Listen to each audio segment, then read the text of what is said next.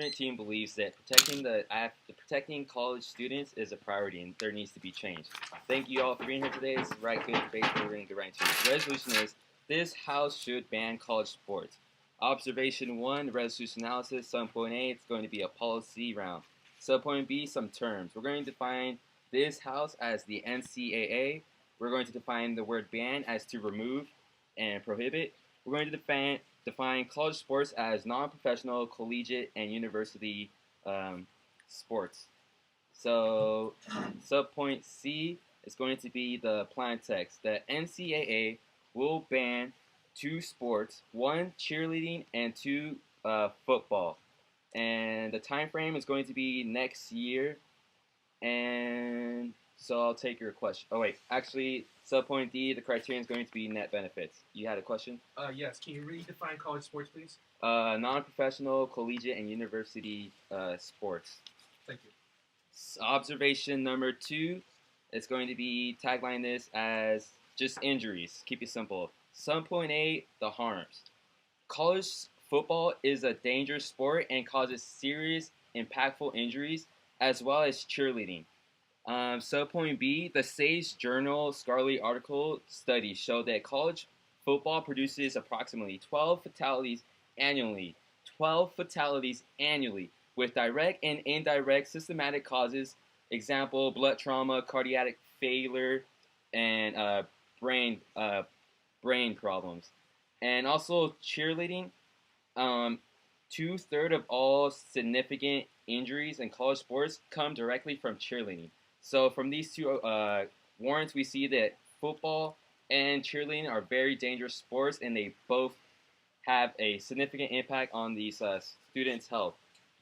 Also, we know that football is a very physical sport. It's well known that these physical sports lead to things like head trauma and concussions, and this is also bad that can set a precedent for these students to have future mental health problems, and that's something that the government team believes needs to be fixed in college education, because the government does not want to mix education and injuries. It just does not go well together. Subpoint B, an inherency. Dangerous. These sports are both dangerous and encouraged and endorsed by the NCAA. They're allowed to be played. So as we can see, as long as these sports are allowed to be played by the NCAA, this will always continue to happen, and there's no other way to solve for this. So the subpoint C is the solvency is that by our plan banning these 2 college sports of football and cheerleading, that means that these injuries can no longer happen to these students. So we get complete solvencies for all these harms. So the impacts, we're going to increase saving lives of young college students every single year. And this is the impact that we're going to get every single year of saving lives from cheerleading and football. And also we're going to decrease the amount of significant injuries that happen to college students. And when these college students get significant injuries, it's not just having an impact on their just their sports life, but it's their whole overall quality of life, because that can have an impact of their current education right now while they're in school.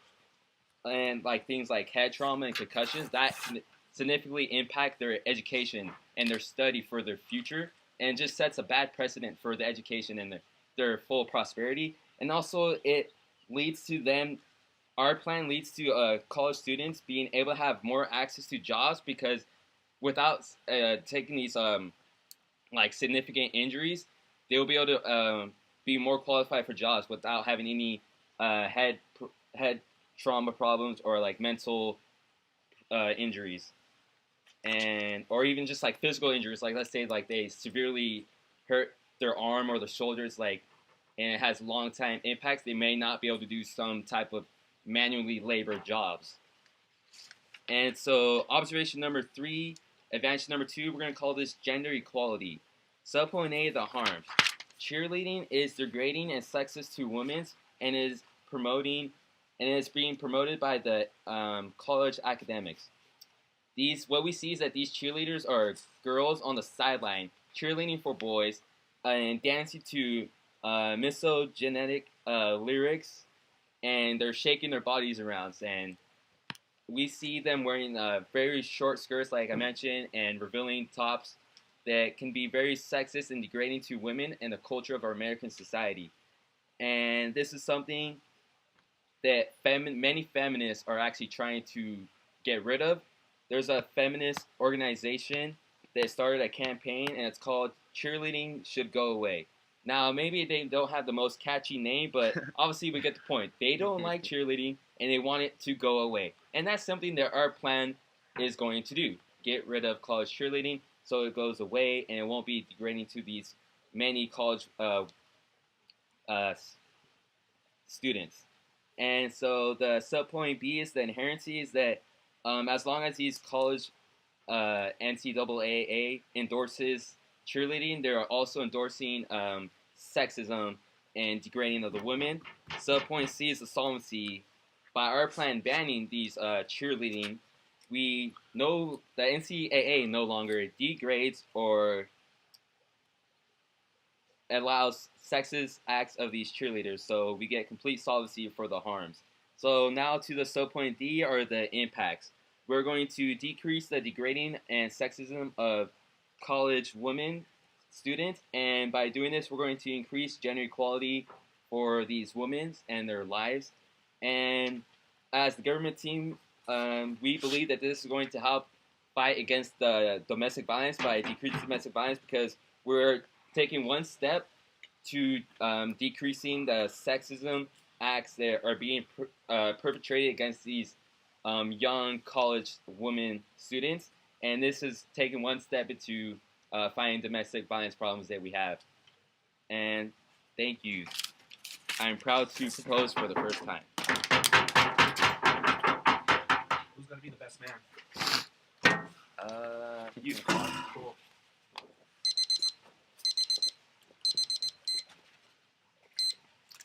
You're to be my wedding ring, though. So after the wedding, you're just gone. Do I just get paid? Yes. Sweet. All right, so I go next. Yes, you do. Fantastic. Go make the universe explode. You know. That's what I do. It's filming, right? We Is that hope. little light on? Yeah. Okay, cool.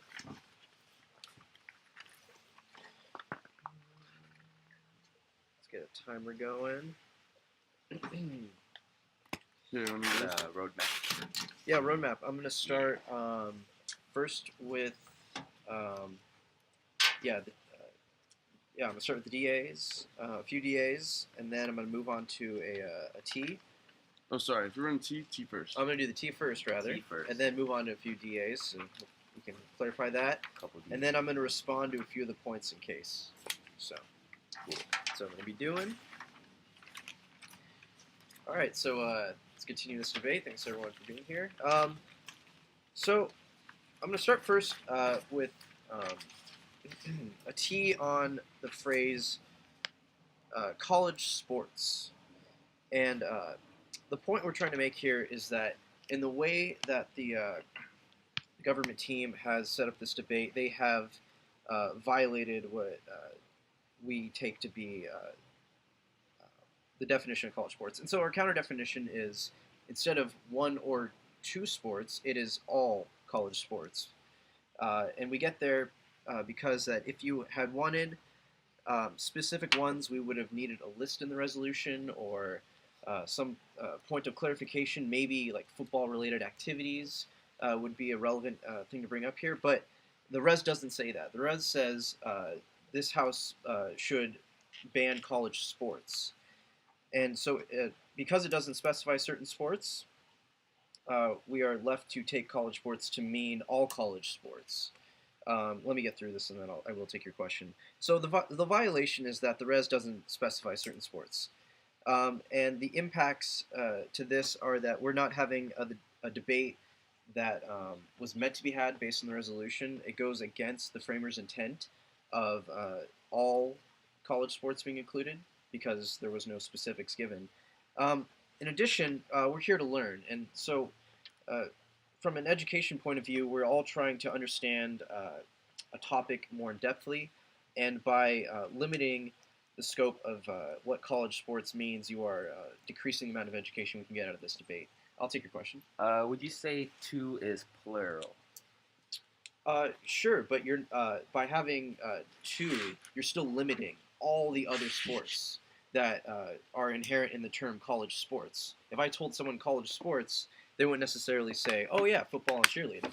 They would think, "Oh, college sports and activities." Um, yeah, I'll take another really quick If question. I say like an example, I like college sports. Does that mean I have to like all college sports, or do I just have to like two sports because that is plural?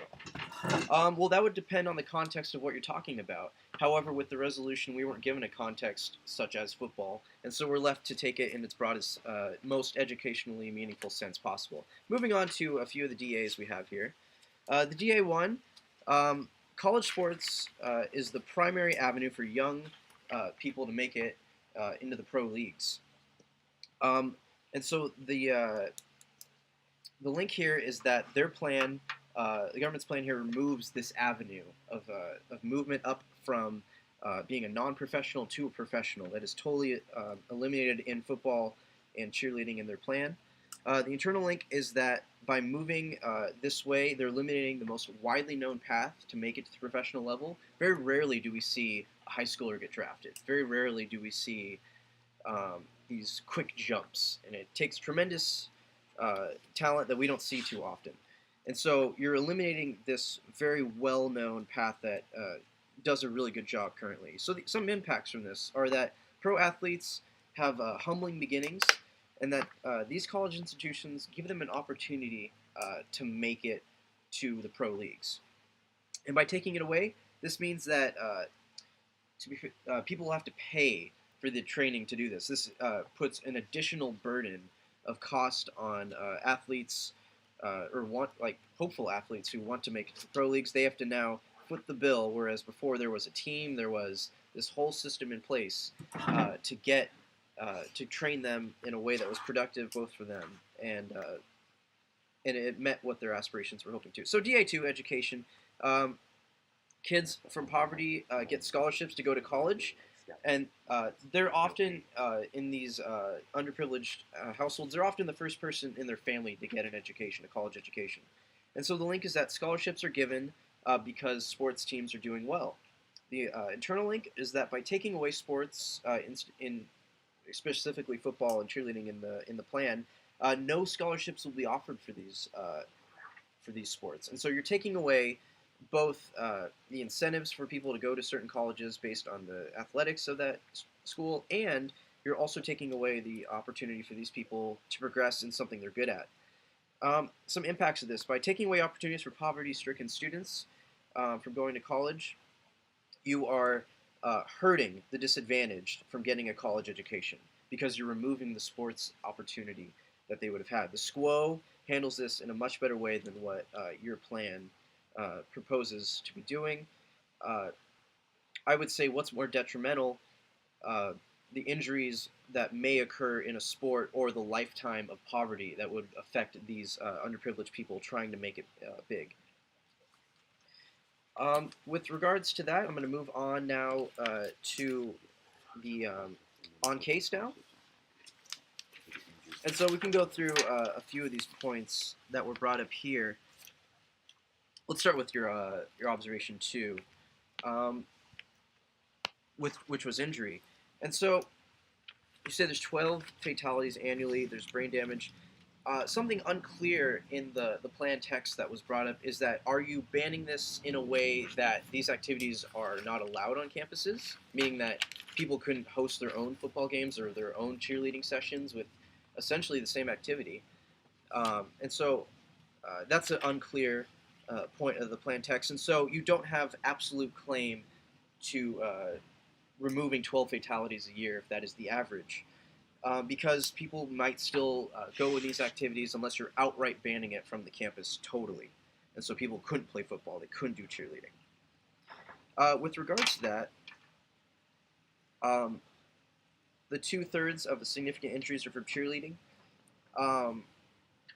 Typically, cheerleading is an avenue for many people to move on to other acrobatic activities. And so by removing cheerleading, you're also hurting the training opportunities for nailing down, let's see, some certain acrobatic moves for other sports, for other activities that aren't necessarily related with cheerleading. And by removing it, you're removing the training, the valuable training these people have in the cheer experience to move on to other sports. Now, moving on to, so moving on to observation 3 now with banning cheerleading specifically. You say that cheer is sexist and that girls are listening to misogynistic songs and they're dancing for men. I would turn that and say that, in fact, the government team is the more sexist of these two positions, for the squad versus the plan, because both men and women compete in cheerleading. And so it is a gross approximation to say that cheer is sexist because girls are dancing for men, when the reality is that there are men involved in both sides of the activity, and that it's not always a misogynistic song. And so these are, in fact, a straw man of what the actual sport of cheerleading is. You see that many feminists are trying to get rid of it. Often, because a group is trying to get rid of something does not warrant the removal of that activity, and you didn't really give any specific reasons why the feminists have said this. You just said they want to get rid of it. So some impacts that you have are that the NCAA can no longer degrade women with this, and that you're going to fight domestic violence. However, like I brought up, you said you're not going to ban. If the plan is to ban it outright, then maybe you have some claim to that, but otherwise no. So I'm out of time. Thank you.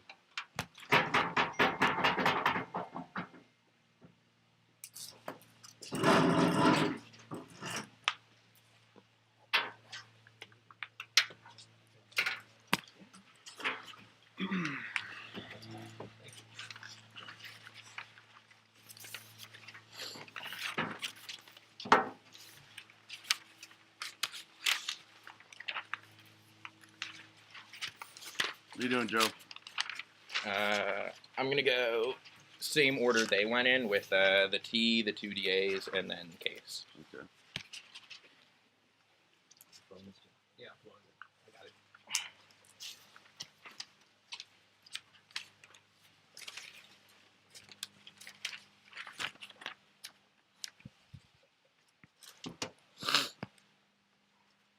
Because we believe that in particular, college football and cheerleading in college promote sexist ideas and are dangerous, that's why we think that as a government team we're banning them.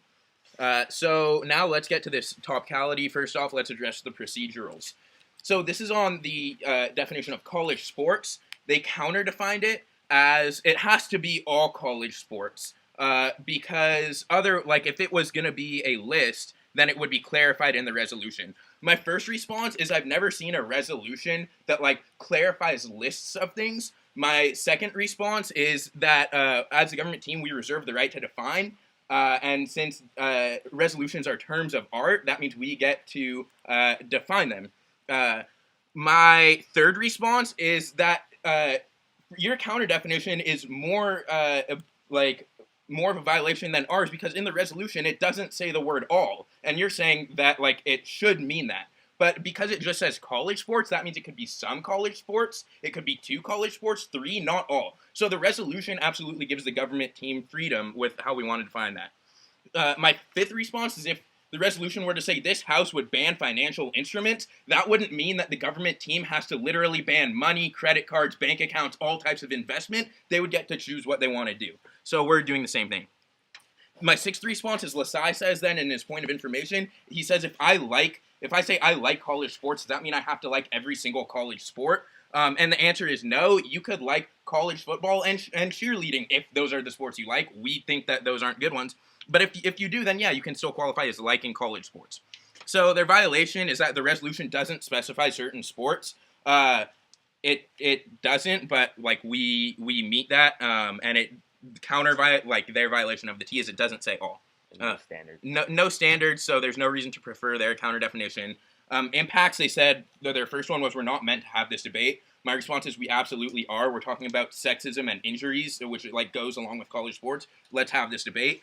Their second impact was we're here to learn, and so their definition is better for education, and ours limits the scope of college sports. my turn to this is our definition is better for education, because by like limits are good, it helps you focus in and see, okay, what are the effect of these two sports, instead of saying, okay, let's take all of the sports at one time and see what the effect is, which you can't because they're all so different. So now let's get to disadvantage 1. How college sports is their argument is it's the only route to the professionals, which for some people is their only way out of poverty, right? So their A point was that college sports are people's main route to the pros. So my first response is that it's one route to the pros. People get in from high school all the time, particularly with like baseball or basketball. Now I know those aren't the sports that we're talking about, but my point is that it doesn't mean that you can't get in from high school. So now let's get to the other responses. So their link is that they say our plan removes the avenue to get to the pros. My response is no link. No, it doesn't. So first of all, we don't do anything with baseball or any other sports. But second of all, just because we say that you can't play football in college doesn't mean that the NFL is now going to go, oh, now we can't get any players. Now we're going to stop having an NFL. So no. So the answer is that these players will still have a route to the NFL from high school, which they had in the past, but when they and that got players in. My second response is the NFL has more than enough resources to scout players out of high school to make sure that they're ready for the NFL. So this doesn't remove any route to the NFL. It just means the NFL is going to say, okay, if we can't look at college athletes, let's look at high school athletes, which all other professional sports do. Then their impacts are like, these institutions give them the ability to get to the NFL, and we remove that ability. So my response is, again, we don't remove these institutions. But secondly, we don't remove like high schools. We don't remove club teams. We don't remove institutions that give them the ability to get to the pros. We don't remove the ability to get to the pros. They can still get to the pros if they're good enough. Their second impact was that like now these people will have to pay for their own training. My first response is they already do. Like in high school, for example, high schools don't give them scholarships, but the high schools will pay for their training and their coaches, like public schooling, so they're not going to have to pay for training. Even like really poverty-stricken players in high school get good training if they go to a high school and play on a high school football team, and they don't have to pay anything for it. Let's look at now disadvantage 2. Basically how this is about how like by them not being able to get scholarships for these two sports, it's going to take away like all the opportunity of poverty-stricken people to go to school. So my first response is that just because we remove college football and cheerleading, we're not reducing any scholarships. In fact, Title IX says that like you have to have the same number of scholarships for like men's and women's sports if it receives federal funding. So basically, we're just going to have more scholarships for the sports that still exist. Therefore, it doesn't take away any opportunity. It just makes more opportunity available to other people. Secondly, people who are in poverty have a lot of other ways to get into college than sports. We shouldn't say that making sure your physical attributes are like what people want is how you go to school. We should say it's about academics. So, for example, grants are another way poverty-stricken people can go to school, and affirmative action programs, again, are another way.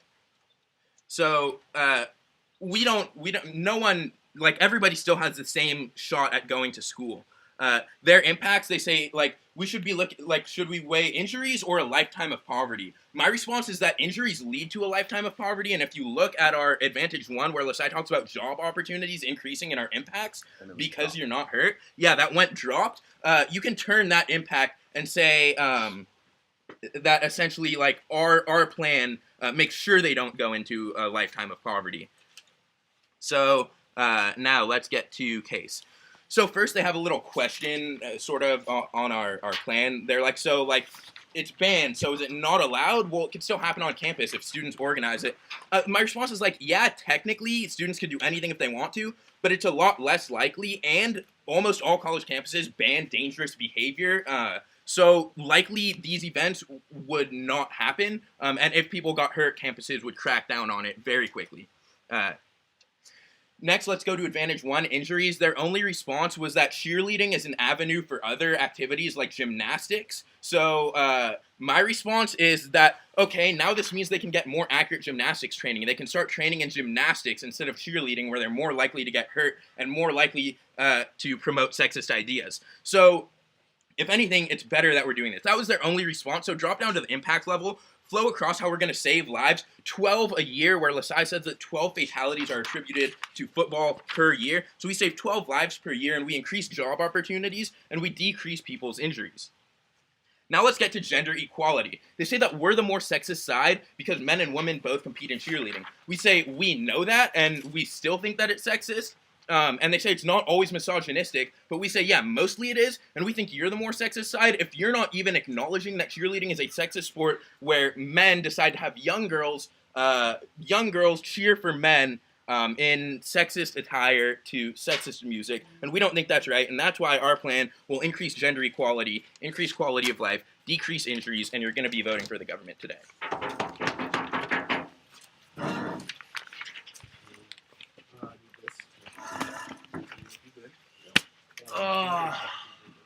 Okay. I am not experienced.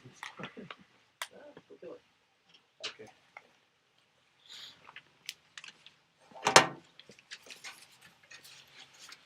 Okay. So, give me a second to think here. Roadmap. Yeah, I'm gonna roadmap this. Okay, I'm gonna put these two. Okay. Gonna put these two together. These are your responses. Okay. So roadmap, I'm gonna go off case, and then I'm gonna go on their on case. Okay, so let's begin.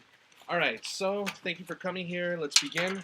Our opponents made a response on our topicality, saying that the college sports, we maintain our topicality by saying that the definition of college sports is that it's all college sports, and then they made an argument saying that that the college sports only can be a select few. There are some people here who don't agree that are not very fond of many of the sports that are offered in colleges. But we say that this house should ban college sports. That's the topic that we are talking about today, and it's not generalizing specifically on cheerleading and football. We are trying to focus on as many sports as possible, and they made an argument on our impact, saying that we are having a proper debate, but in truth that we are not. They are generalizing only on two specific sports, while we should be focusing on the entire spectrum. And then we made an argument on our DA1 that college is the prime avenue to getting into for young hopefuls to make it to the pro league. And then they mentioned that there are other ways, such as getting to the pro league through high school. But here's the thing: it is much more difficult for a high school student to get to the pro league from where they're at.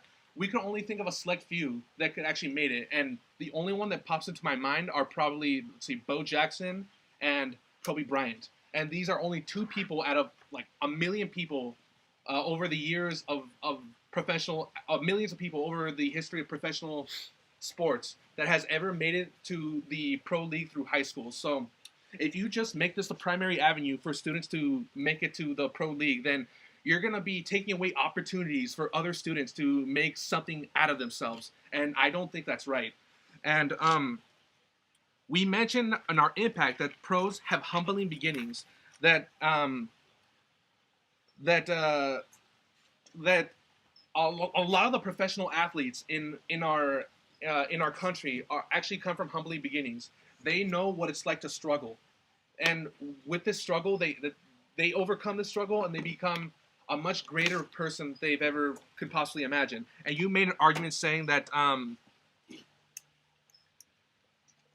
okay, I don't really know what I wrote down here, but it says that you said that get to pros they can get to pros if they are skilled. But here's the thing: for some people, it takes them longer than high school to become better at sports.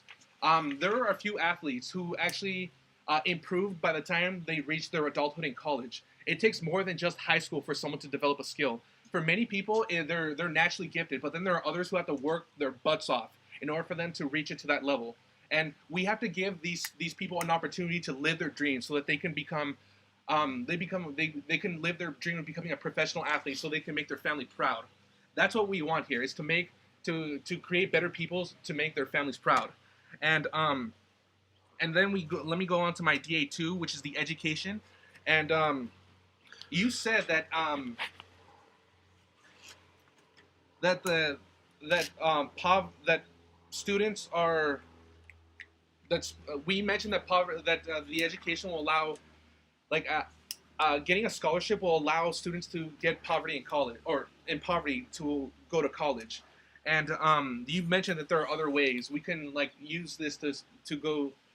We can use other ways for them to go to college. But here's the thing. Like I said before in my earlier argument, it's much harder for students to get to college with other ways. I mean, getting a scholarship through sports is probably the best way to do it. If you have the skills, then you can pay the bills. Is my motto. And Hell yeah. if you take away the skills, then they're gonna have to force to do something else that they're probably not even good at, and you're gonna take away their ability to go to college. And another thing, many of these athletes are actually really good at school. There's a stigma about sports players that they're really bad at school. But here's the thing: many of these people who get scholarships turn out to be straight A students. Many of them are. So even if they don't make it to the pro level, they're still preparing themselves so that they can get a career for themselves. So we shouldn't stigmatize athletes just because they're athletes. I mean, they're people too, and many of them could actually be much smarter than a lot of the people on this table here. And we shouldn't stigmatize them for that. And we should give them an opportunity for them to become better. And then you made an argument saying that the disadvantage would that our impact would actually create more injuries, and as a result would lead to more poverty. But here's the thing: like I said just previously, that it's not going to lead to poverty because these people will be prepared for the future, and they're going to be prepared with their education and their intelligence, and just in case something like this ever happens. The most important thing for a student is to have a plan A and a plan B. If plan A doesn't work out, then plan B will cushion the fall for them, and so that they can be prepared. And just checking my time right now. What's your question, sir? When we said that injuries can lead to poverty, we were talking about how these significant injuries could have a significant impact on their education, which allows them to lead into poverty. That's what we meant by that statement. Okay, Is there a question? Are you referring to concussions? Yes. Okay. Well, here's the thing: a concussion that can severely impact your education ability is actually very rare. I know there are many people out there who have concussions and who are very successful. There is one specifically who is actually a CEO for I forgot the name of the company, but I'll get back to you later on. All right, so now I'm gonna go on to their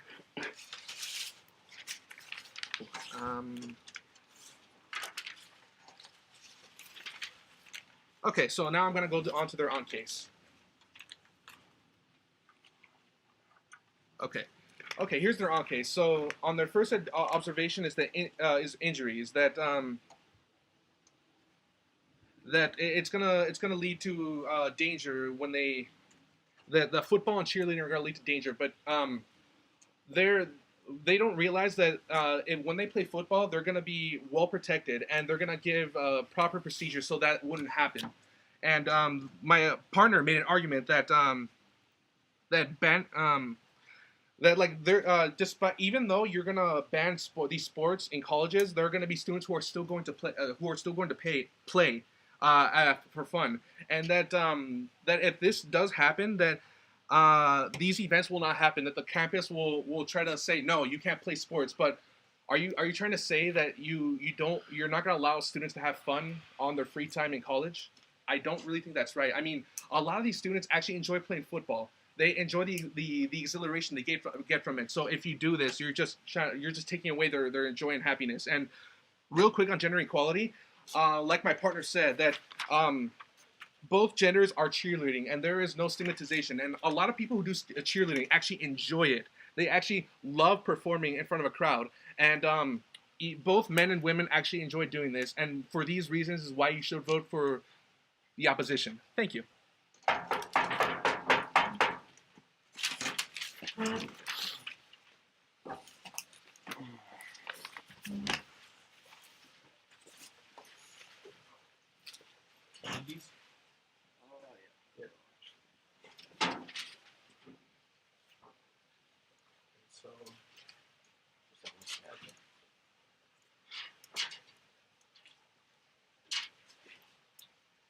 Time ago.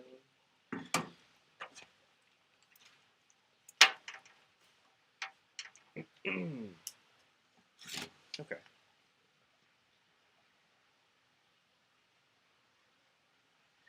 All right, so I'm going to go over a few of the responses brought up there, and then I'm going to go on to voters.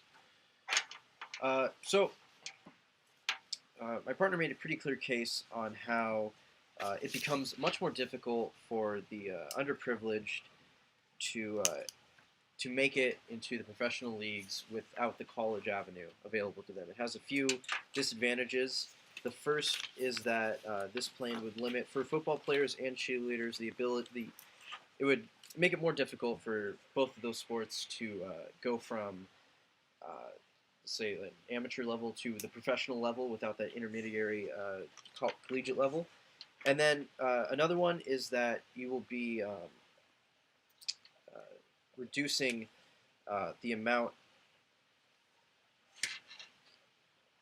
You're both reducing the amount of ability for poor children to make it into both school and to move on to better things. But I'd like to talk more about the structure of this debate with regards to the topicality.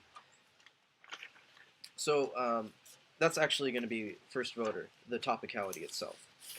And so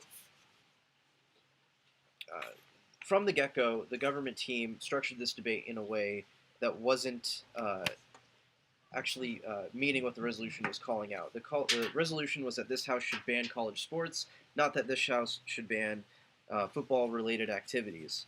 And so it has become a debate which was not intended to happen based on the reading of the resolution, and it does not help us educationally because we're all trying to learn here. We're all trying to understand what these two sports, or I'm sorry, what sports and their impacts are at the collegiate level, and the resolution was largely ignored by the government team. That being said, their plan still had a few flaws. The first one, with their first observation of injury, was that they are not necessarily banning these activities on campus, and so they don't have absolute claim to reducing both injuries and fatalities from cheerleading and football, respectively. And so, because they're not banning these activities, it allows these students to go to other activities where they could have these same injuries or same fatalities. And so, their plan doesn't actually address the problem, and so they don't have absolute claim on these impacts. The second observation about about the sexist nature of cheerleading. They do ignore the fact that both genders are cheerleading of their own volition, and that that cheer encompasses more than just cheering for football. It is, in fact, a wider activity that is not misogynistic in all cases. And so to say that, like was brought up in the get-go, for that cheer is sexist because girls are dancing for men is a blatant falsehood, and also doesn't yield as many impacts as they claim to have. The NCAA no longer degrades people, is one of their impacts. However, they have not shown how that necessarily is the case. Degrading of women students, they're both degrading men and women, so they can't be claiming that. Basically, the resolution wasn't brought up in a way that, or I'm sorry, the government response to the resolution wasn't brought up in a way that met the reading of it. So thank you.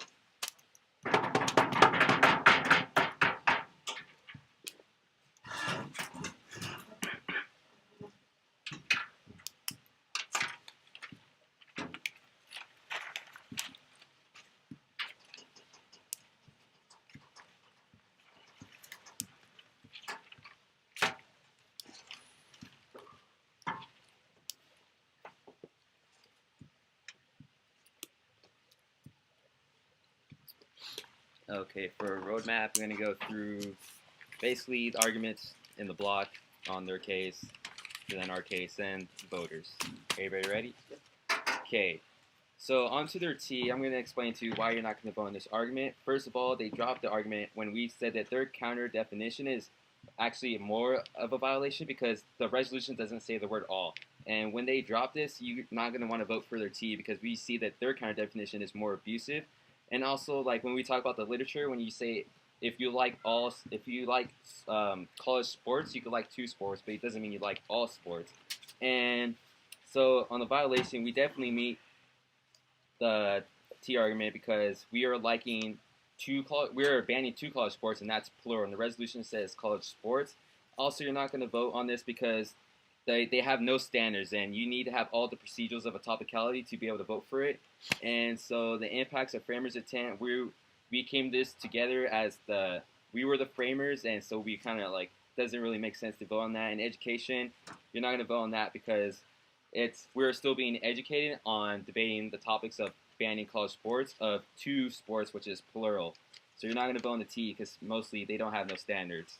And for their DA of talking about the avenue, that's the primary avenue, like how we mentioned that NFL has a lot of resources and money to be able to adapt and use their scouting methods to scout talented high school athletes. And they said that they make arguments saying that how that some of these athletes won't be ready while they're in high school and they need more time. But like we mentioned, NFL has a lot of money and resources, and they have coaches, trainers, scouters. They could take these high school athletes and set it to a new precedent of making these high school athletes being ready for the NFL. And eventually it will just become the NFL norm of all high school athletes being the future of the NFL. And it'll just be overall adapting. And the NFL could do this, and we mentioned this because they have the resources, they have the funding. Also, when we talk about, and also we mentioned how that there's also other avenues. Okay, so that's all for the primary avenue of just football.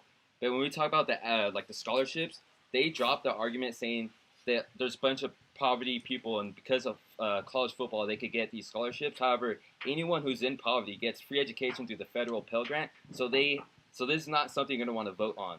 And like we mentioned, that there's other methods like to get scholarships when there's going to be no football scholarships. That's going to increase access to other scholarships, like we mentioned. Like for example, basketball. And many of these students in high school are multi-talented, where they could be talented to get a scholarship in basketball or in football. Point of order. It wasn't brought up that students might be multi-talented and go from football to another sport.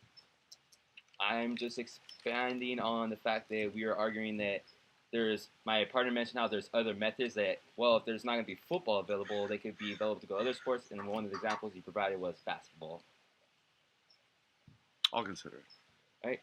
So how we mentioned that there's going to be the same, we talked about how there's going to be the same amount of scholarships, just spread out through different sports. So there's going to be the same amount of scholarships given, plus with the fact that you take into account of anyone who's in poverty already gets free education, you're not going to really want to vote on their second DA of the scholarships and taking away scholarships. And so when we talk about our first advantage of injuries, we are talking about actual 12 fatality injuries that are coming from football directly and indirectly each year. And they said that we don't get these impacts just because, oh, well, people still might go to play football on campus. However, like we mentioned, college are going to ban dangerous activities. They're not going to allow students to hurt themselves and to play like physical football, because they're not going to, like when we talk about college football, they have the supervisors, they have the coaches, they have the trainers and medical personnel, but when they're going to be doing this without all that, that's a dangerous activity, and the college is going to ban that. So when we see on the hundreds of thousands of like athletes that are not going to be playing football, like practicing it every day, playing it games throughout the weeks for like the 4 years of it. For the 4 years, we're gonna see a huge drop of significant injuries and deaths from college athletes of football, and also cheerleading. How we mentioned that 2/3 of all significant injuries are for cheerleading. And so for the gender equality, we believe that this is going against gender equality because they are promoting women in skimpy attire and dancing and shaking, and it's degrading and sexist, and that could lead to domestic violence. So from voters, one, the government is going to save college student lives every single year. That is the impact we're gaining every year, saving college student lives. And also, voter number 2 is that the government team is promoting education because when we decrease significant injuries of college students, that leads to them being able to stay in class and focus on their studies. And this also leads to increasing job opportunity, which is my third voter, because they're not going to have these mental problems and physical problems like having a broken collarbone, which can restrict labor jobs, which is going to allow them to have future job opportunities. And we solve for domestic violence by taking one step to stop degrading women.